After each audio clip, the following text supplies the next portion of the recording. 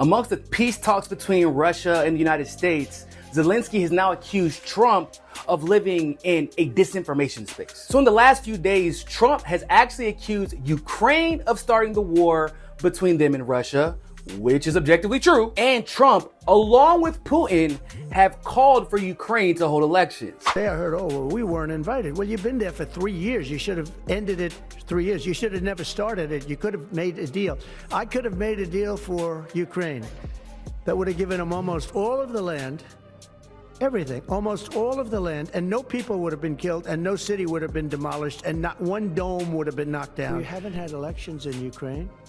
Well, we have martial law, essentially martial law in Ukraine, where the leader in Ukraine, I mean, I hate to say it, but he's down at 4% approval rating, and where a country has been blown to smithereens. Oh yeah, I know. I think everybody kind of forgot that Ukraine basically turned into a dictatorship under Zelensky, and no one really talks about it. Now, in response to Trump's comments, he claims that Trump is living in a world of disinformation. Zelensky goes on to say that he doesn't even want to entertain the idea of approval ratings because that implies that an election is going to happen and there's not going to be one.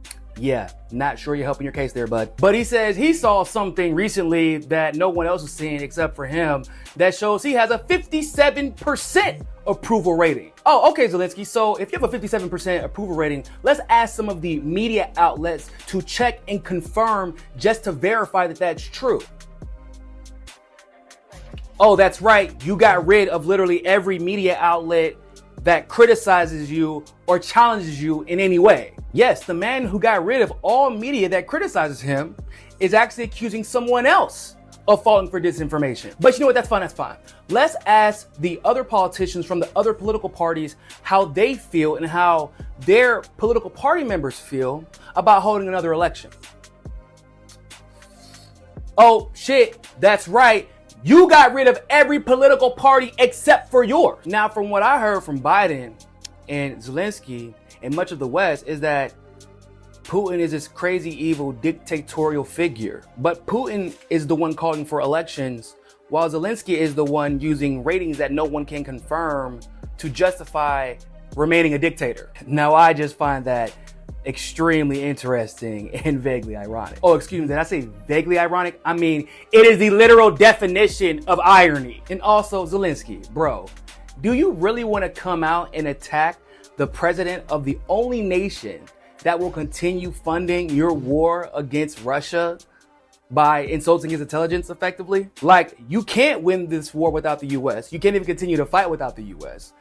You can't join NATO without the US's support, and they're not giving it to you. And let's be frank, after all this is said and done, it is probably only Trump who can save Zelensky's ass. But sure, Zelensky, attack and insult your only lifeline.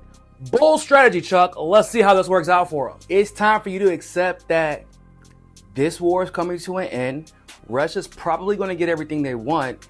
And Trump, although he may be stupid sometimes, he's not stupid enough to ignore the ramifications of a pissed off Russia and a Vladimir Putin. So maybe it's not a bright move to piss off the people who are effectively about to decide you and your country's destiny. Just saying.